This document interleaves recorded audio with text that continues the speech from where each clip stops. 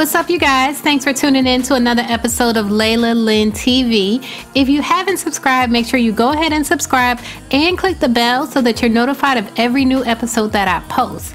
The mother of Flo Rida's son, Alexis Adams, has revealed that Flo Rida refuses to meet his son, who suffers from a rare brain disorder, and has called him an evil effing child.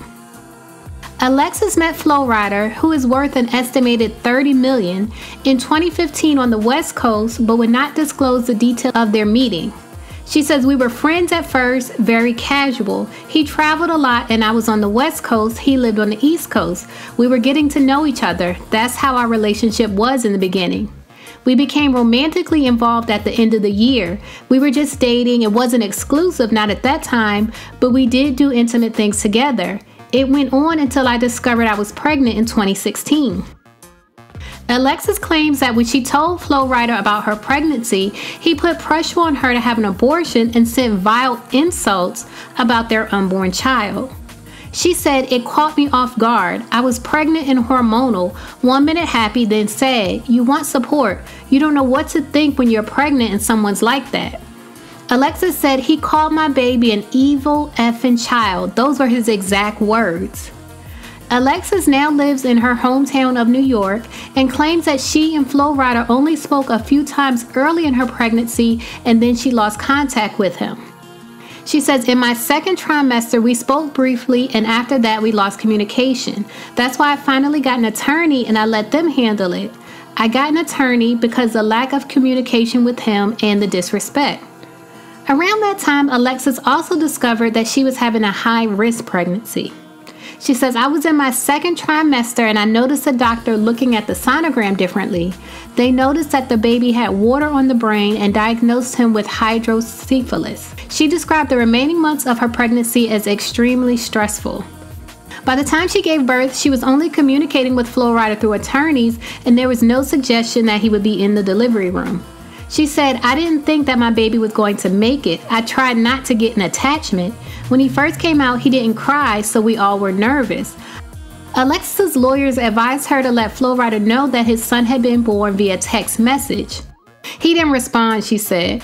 In an exclusive interview with thedailymail.com, Alexis, who is 34, said that Flo Rida initially denied that 19-month-old Zohar Paxson was his son and literally turned his back on the baby when she brought him to a medical center for a paternity test.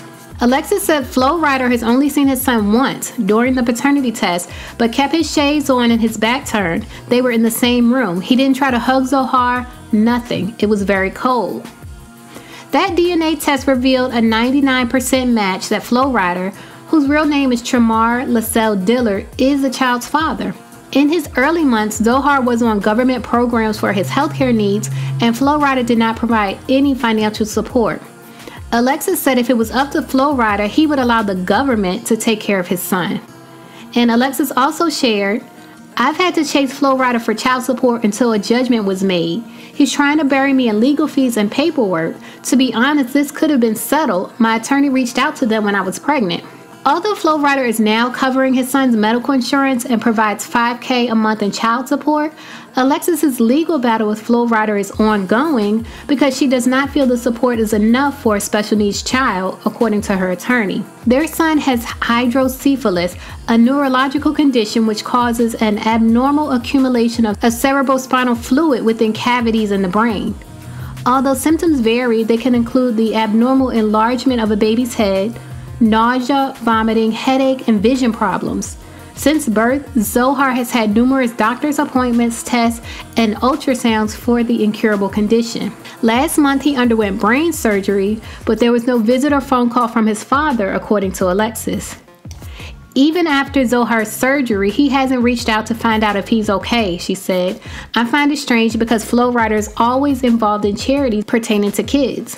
According to Alexis's attorney, Flo Rida began paying child support for his son around March 2017, but the payments were an amount chosen by Flo Rida and significantly less than the later provisional amount determined by the judge, and the payments did not arrive on a consistent basis. By the way, in 2013, model Natasha Williams sued Flo Rida for child support after a DNA test proved a 99.9% result that he was her son's father. She also alleged that Flo Rida had offered to pay for her abortion. My question to you guys, do you think the mother of Flo Rida's special needs son is being greedy by wanting more than $5,000 a month in child support? What do you think is an appropriate amount based on Flo Rida's net worth of $30 million? Leave a comment and let me know what you think.